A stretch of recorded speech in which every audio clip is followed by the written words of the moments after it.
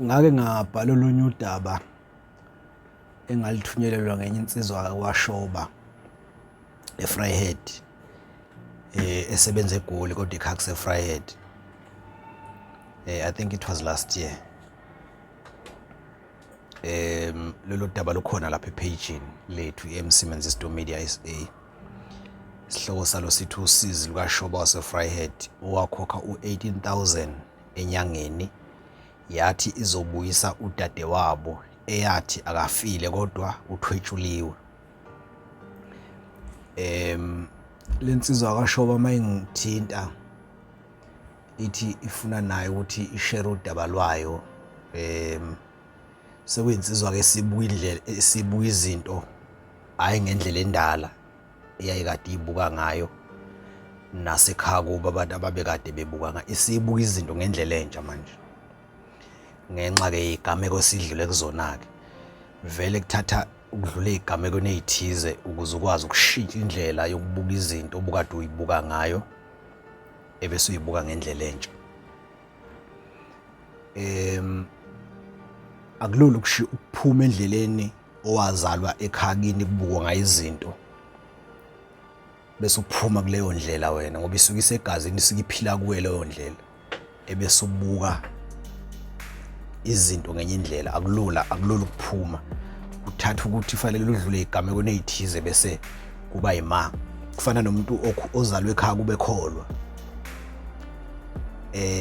mhlawumbe ubekholwa angithi nje ubesindisiwe, uzalwe ekhaya kubo esindisiwe, abazali bakhe basindisiwe na awosisi nobhuti naye ukhula lapho.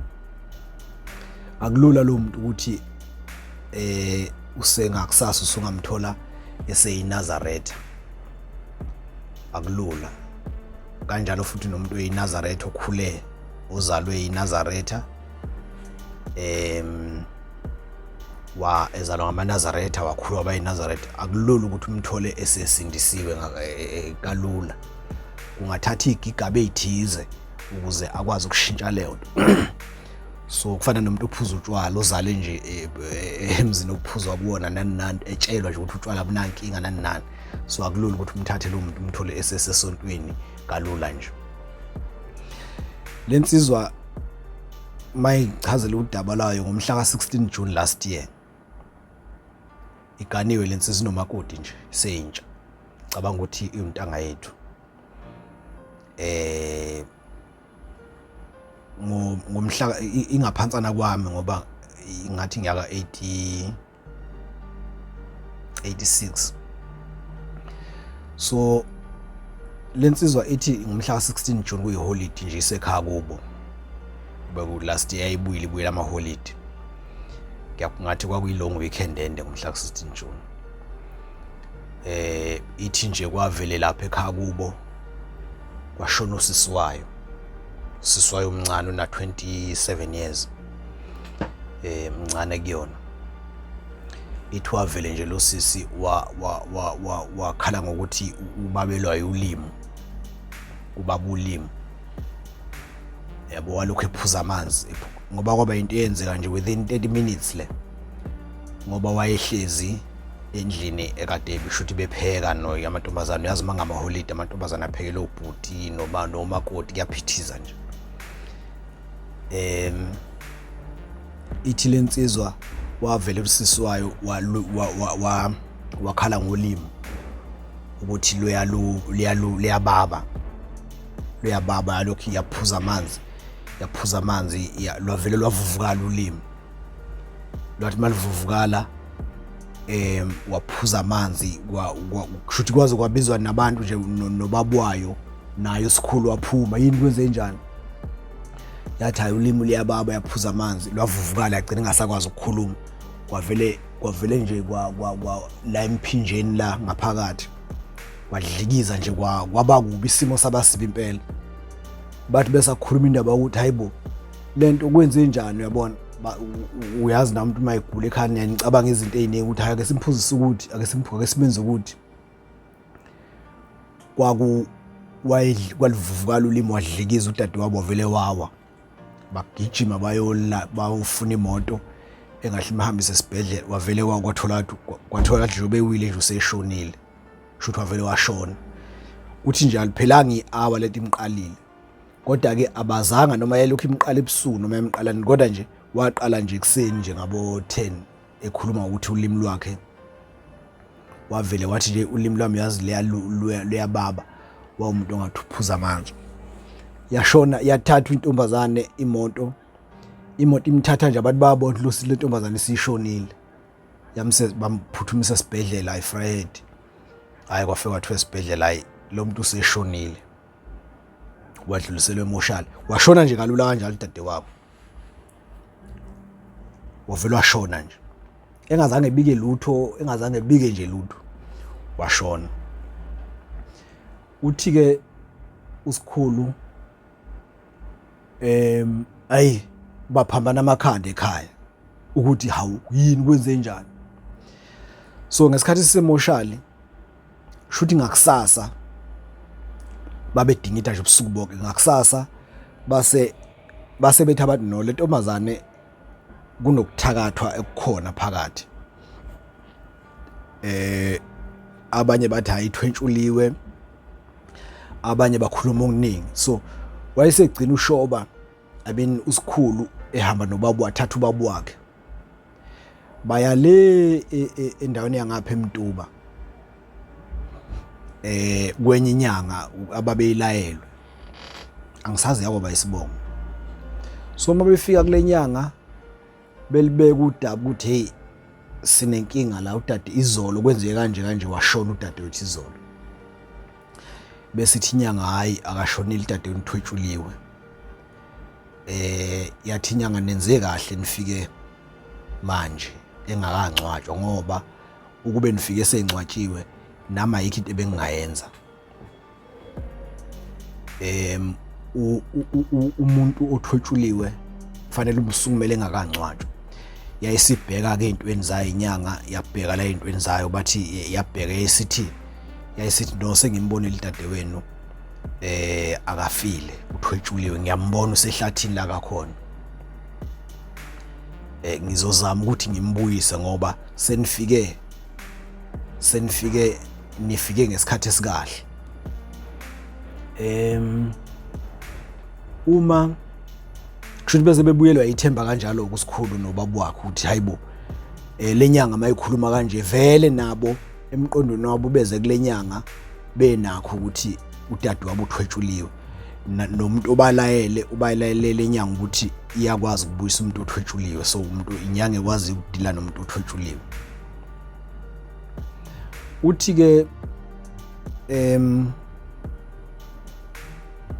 Uthi-ke usikhulu yabe isithi lenyanga kukhona umuntu engizoninika wona, ngifuna nisuke lana iqonde emoshali la khona udade wenu. Manifike emoshali nizofike nimgcobe ngalomuthi lo, nizomgcoba lo muthi ebusweni, emehlweni, emadlebeni, nimgcobe umzimba wonke, kodwa nje kakhulukazi nigxilela ebusweni. Ebese nimhlebela, mase nimgcobile nje umzimba wonke bese nimhlebela ubongeke igama likasisi lo wayishonile. Uthi bese nimhlebela kusho lenyanga, nimhlebele nimtshente ibongeka, phuma kulomzimba kuwona wena ufile, wena siyakudinga ekhaya, phuma kulo umoya wakho uphume kulomzimba. Ngoba inyanga yathi mayichaza yathi lento ebeniyithatha ekhaya kini, umzimba kadadewenu lo niuhambise emoshali, bekungeyena umzimba wakhe, bekuyisilwane. Ngoba umuntu mayithwetshuliwe uyakhishwa umphefumulo, uyathunjwa umphefumulo wakhe, bese umzimba lo inyama kusuke kuyisilwane, kodwa nina abantu nizweni ngeze ukubona. Yona inyanga iyakwazi ukubona lokho. Ngicabanga ukuthi inyanga ziyayazi efana naleyo. But uthi usikhulu yafika yasho njalo lenyanga yathi umzimba lo umzimba lo okasisi lo umzimba wesilwane, bambhilile umzimba kwase kuba wesilwane, isilwane lesi semoshali kahle kahle. So ke uma beya kusona lesi silwane besigcoba ngalomuthi lo bakhipha makushinyanga, angazi noma bakhipha umzimba wayo le ntombazane ukuthi ungafi, bese angazi kanjani, kodwa nje baye bechaze kanjalo ukuthi kusuke sekuyisihloko kufana noma seningcwaba umuntu mayethwentshuliwe inyanga zithi isilwane lesi esingcwatshwayo akusiyo umuntu yena uzobuya kulezi eyikwazi ukwenza leyo nto efana naleyo. Uthi kusikhulu nangempela abantu yayisithi inyanga icela izobabiza 25,000 kulowo msebenzi, izobabiza 25,000, kodwa kufanele bekhiphe u18,000 ebese kuthi lenenye esele kushuthi malini esisele u7,000 bazoyikhipha uma intombazane siyibuyile. Uthi kusikhulu wayeno 9,000 ebank bese Mtuba wayeno 9,000 wayesayitshela lenyanga ukuthi hayi ucela unayo imali engango 9,000 kodwa isebank ucela ukuyikhipha edolobheni khona eMtuba ebese uyinikeza lenyanga bese kuthi enye imali bazohamba befike ekhaya bedayisa inkomo bese bebuya nayo beyiletha le mali omunye ukushuthi 9,000 ukuze kube u18,000. Uthi usikhulu nangempela waphuthuma edolobheni eMtuba wasala ubaba wakhe la enyangeni wafuka wayikhipha le mali wayesebuyela emuva wafike wayishiya le mali enyangeni base bethatha ke umuthi lo bawunikwa ilenyanga babuyela eFryhead. Ngakusasa bavukela emoshali ngoba babake sakhava ngalelo langa. Ngakusasa bavukela emoshali bafike bamgcoba lo sisi lo bakhuluma lamagama ayishiwe inyanga emadlebeni. Yathi inyanga bafike bewakhulumela kulo sisi wabo. So yayithe inyanga bazofike benze lento abayenzile ebese kuthi mhla eselandwa udade wabo ezongcwatshwa ngelanga nje azolandwa ngale moshali usikhulu nobaba fanele bebuyele eMtuba bengayibona ukuyolanda inkosazane le usisi lo oshonile, kodwa usikhulu nobaba wakhe kufanele bona bebuye beze eMtuba bezolanda enye into omunye umuthi abazowusebenzisa uma esefika isidumbu mase sifike esangweni, ngoba yathi lenyanga uma isidumbu sesesangweni nizofike nisibeke ebese mphinde nisigeza ngalomuthi. So niyobuya mhla nizongcwaba ngakusasa nibuye ngelanga ninazolandwa ngalo. Nangempela isikhulu kushuthi mabefike ekhaya kubo ngakusasa bavukela emoshali bamgcoba usisi lo bakhuluma amazwi ayishiwo inyanga base bebuya ke bafike badayisa inkomo. Kwase kuthi ngolwesihlanu ngoba bezongcwaba ngomgqibelo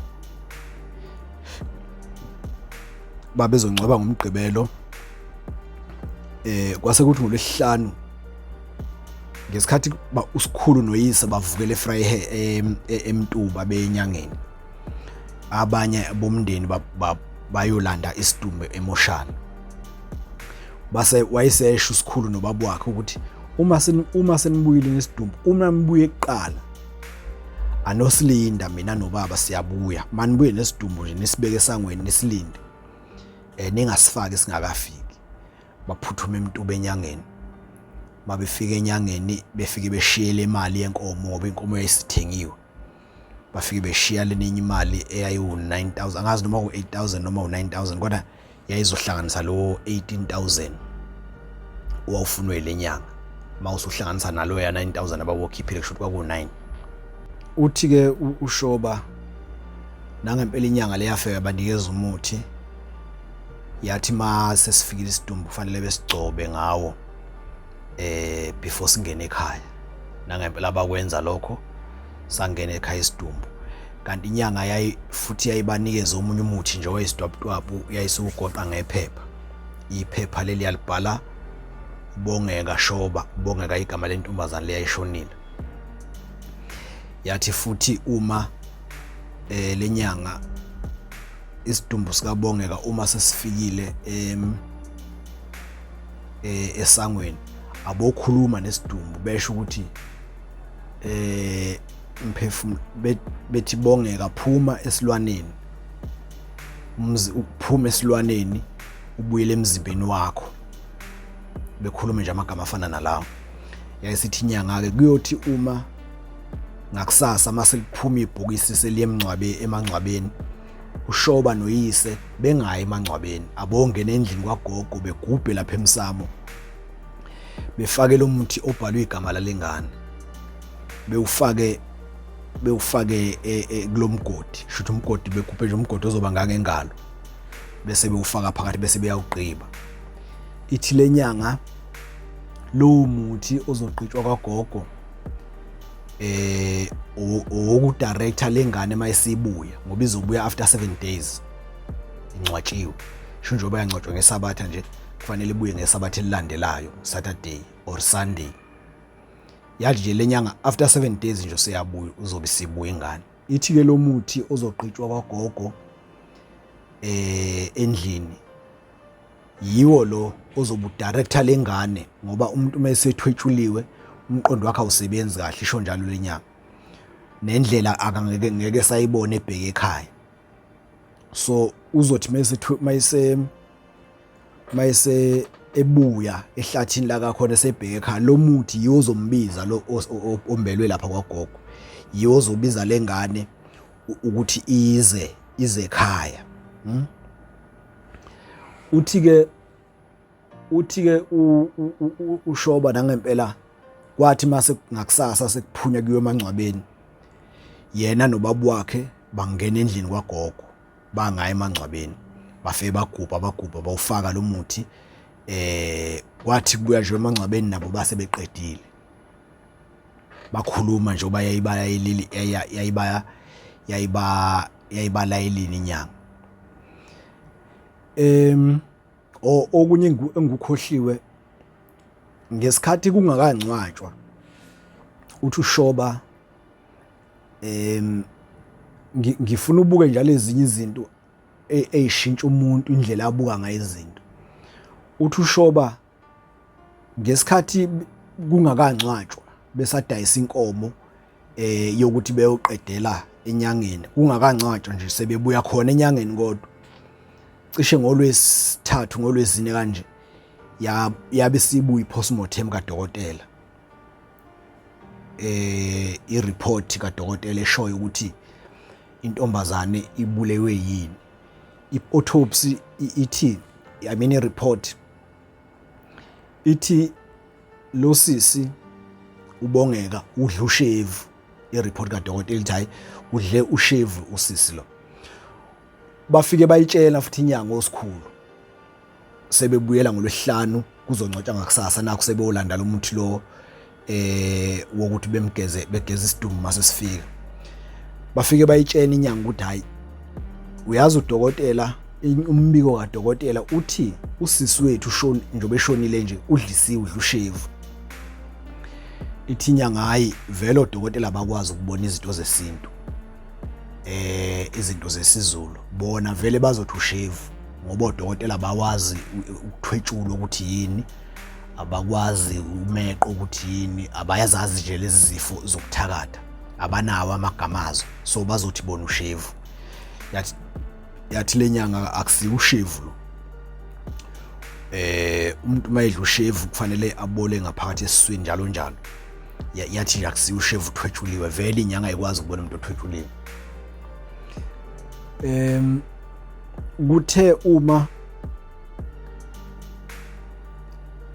Kuthe uma sengcwatshiweke sekudlule yonke into, wayesegibela nosikhulu ngoba wayesehlala iviki lonke esegibela ke eseya eGoli, esebuyile emsebenzini. Bahamba ke nabanye sebelinde ukuthi manje kwenzeke izinto zokuthi kubuye usisi wakhona. Kwathi ngoLwesine, shuthi ungakapheli u7 days, intombazane kade ingcwatshwe ngoLwesingaki ngomgqibelo, shuthi kwayisonto. Ngomsombuluko wanyuka usikhulu wabuyela eGoli, kwaLwesibili kwaLwesithathu. Kwathi ngoLwesine usikhulu esendlini kade buye emsebenzini, kwangena imessage kuyena, kungena imessage kwa WhatsApp kuyena, iforwardiwe ifoto unkosikazi lo sekhaya. Mangena imessage ithi le message iyabona ngathi iforward unkosikazi. Ithi message ucabanga ukuthi uyini wemakoti obolile. Kushuthi message le forward yosikhulu ithi ucabanga ukuthi uyini wemakoti obolile. Siyayazi yonke imikhuba yakho, ubhizi uthatha usikhulu umhambisa izinyanga, kodwa wena wazi kahle ukuthi uwe odlise usikoni wakho, umbulalela ukuthi wakubamba eBNB wakubamba eBNB nekhehla lasesitolo. Kushuthi ikhehla lasesitolo omunye ubaba nje wakhona endaweni. So mangena le message kusikhulu, ayifunda usikhulu le message, ayifunde, uthi wayifunda ayiphindelele. Imessage ithi ucabanga ukuthi uyini. Kushuthi imessage le esendelwa umakoti wakhe. So umakoti wayeseyiforwardela yena. Ithi ucabanga ukuthi yini wemakoti obolile. Imikhuba yakho yonke siyayazi, uthatha indoda uyigijimisa izinyanga, uzama ukudukisa umkhondo, kodwa uyazi wena ukuthi uwe udlisa ubongeka. Umdlisela ukuthi wakubamba eBNB nekhehla leli lasesitolo. Balisho ke ngegama ngeke ngilisho ke mina. Ubongeka ukubamba ufeba nekhehla leli lasesitolo. Uthi usikhulu wayibuka le message, wayibuka uthi ngase ngiyaphendula nje emva kwesikhashana ngiphendula kunkosikazi ngithi ngathi eyani le message. Uthi ngathi mangiqeda ukuphendula uthi eyani le message, wathi mayevula leyo message umakoti waseyidelete le message le forwardiwe. Kanti uyidelete nje usikhulu seyibonile. Uthi usikhulu ngase ngizame i-airtime ngafona.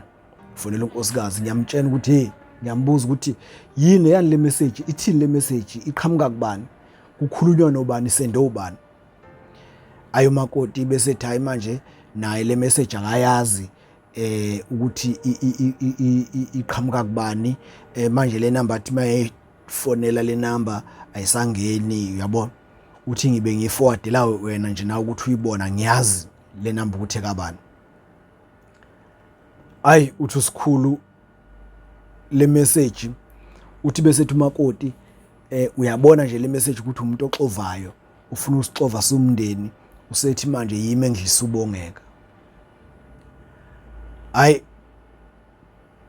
Bese ethi usikhulu, bese kuba uyena usikhulu uthi hayi labo bakubhedela labo abasho njalo, ngoba inyanga ishilo ukuthi udadewethu akadlanga shevu, uthwetshuliwe. Bese ethi usikhulu kushuthi xoxe unkosikazi, bese usikhulu bese ethi hayi abayithule le ndaba ingafiki kumuntu. Nomakoti akayiblock le number, ethi blocka leyo number wena siyithule le ndaba. Usikhulu ukukhulunyiswa yini lokhu? Ukukhulunyiswa ukuthi unethemba lokuthi ngesonto noma ngomsombuluko, but mawusuphele nje 7 days kufanele kubuye udade wabo. Beyithuleka indaba, beyithula indaba.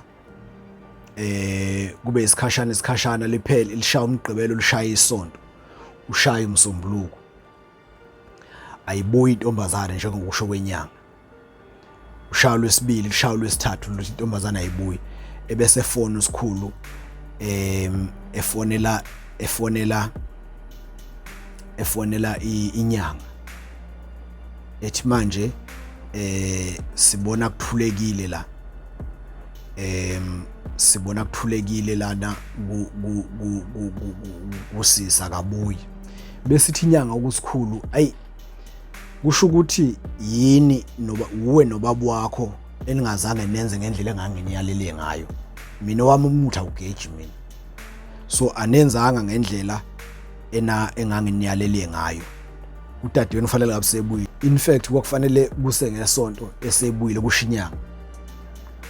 Yayibachazelile nanokuthi mayifika udade wabo bazokwenza njani, bazombona ngani, futhi bekulindele ukuthi uzobuye eseshintshile, kodwa uzobe ebonakala ukuthi uye, kodwa kuzobe kungasabonakala kahle hle yonke into.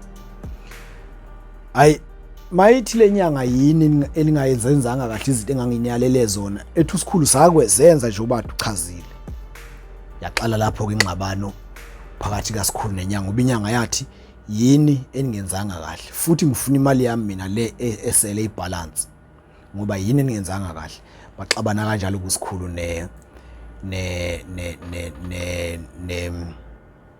nenyanga le.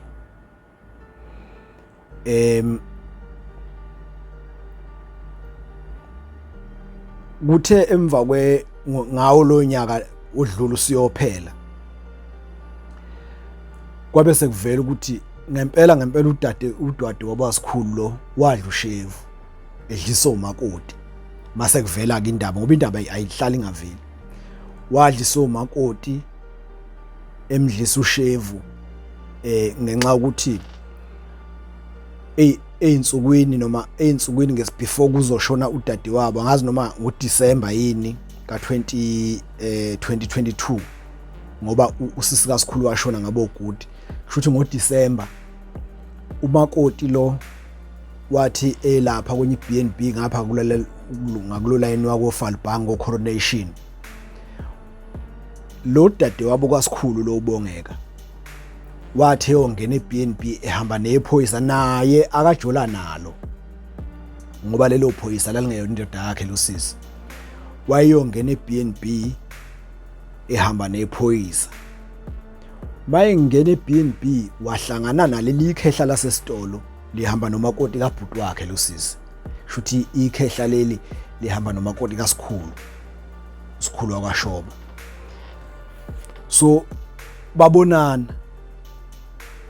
umakoti lo wabona ukuthi kodwa washalaza, wabona umakoti ukuthi indaba isibhemile uSikonu sengibonile ngoba kwakula koDisemba nje mabesho, kwakula koDisemba sekuzoshama holiday. Kusho ukuthi uSikhulu wayesesegoli, umyeni kalo makoti wayesesegoli engakafiki.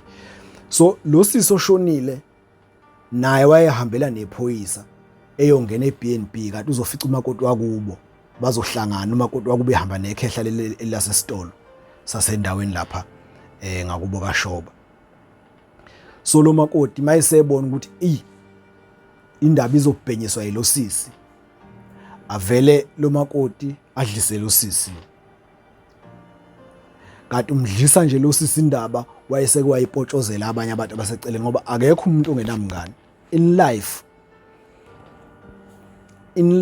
akekho umuntu ongenamngani. Nami nje but mina sengiyakwazi ukugcina imfihlo ngoba ngineimfihlo nje eziningi zabantu. Kukhona abantu abaconfideayo kumina bese ngiyithulela nje. But in most of the cases uma uxoxela umngani wakho into ngokumethemba, naye uxoxela umngani wakhe amethembayo, ihamba indaba izifike la bengafanele ifike khona ngenxa ukuthi yilowo nalowo bexoxela umngani wakhe amethembayo. So lo sisi kaSikhulu waxoxa ukuthi ngithe ngiyafika eBnB yasebuthini ngafica umakoti kabhuti ehamba nekhehla lasesitolo. So lo makoti uzomdlisa lethu ulo uzomdlisa lethu uSikoni wakhe. So mayisemdlisile laba abamaziyo lo makoti noma abayaziyo le ndaba sebesendela lo makoti message, bamthuka bathi wena Sifebe ugijimisa indoda yakhe izinyanga nobabezala wakho kodwa uyazi ukuthi usibani bani udliswe uwe. So umakoti mayesethi uyayiforwarda le message, uyiforwardela ikhehla ngephutha vele yaforwardeka nakumyeni wakhe, yaforwardeka kumyeni wakhe uSikhulu esegoli. So ke kutheke ngoDisemba emndenini kwasekuba nokuxabana, wayesenyuka umakoti waya eGoli kuSikhulu, yabona. So uSikhulu nje sikhuluma ngalolu daba uhleze eGoli nomakoti wakhe efuna nje ukuthi ngimbonise nani kodwa wakuveza ukuthi useyakholwa naye ukuthi umakoti wakhe owadlisa udade wabo. Sekusele nje ukuthi umakoti alivumelele ngoba wathi mina ngizobuyisana nawe kahle uma usuvumela ukuthi ngempela udade wabo omhle. Kodwa iphuza ayifuna ukuliveza ileli lalo 18,000 wagcina uhambe nenyanga. Uthi akazi naye ukuthi wayidonywe yini ngoba udokotela basebeshila ukuthi udade wabo udla ushevu. uyazi-ke mina ukuthi mina nabantu abahlolayo nani ukuthi i-position yami ithini, so wayeshare lolu daba nangaleyo nhloso. So-ke uhlezi-ke kodwa nonkosikazi akusayeki-ke ekhaya unkosikazi ngoba umndeni ngathi unkosikazi awusamfuni, uyabona. So wayefuna nanama-advice ukuthi yini enye angayenza. So ey'ndabeni ey'fana nalezi-ke uma umuntu nje oqaphelayo, observant, uzobona ukuthi at some stage uyayucabanga ukuthi wena emndenini wakho unenkinga, kanti khona abantu abaney'nkinga ngempela.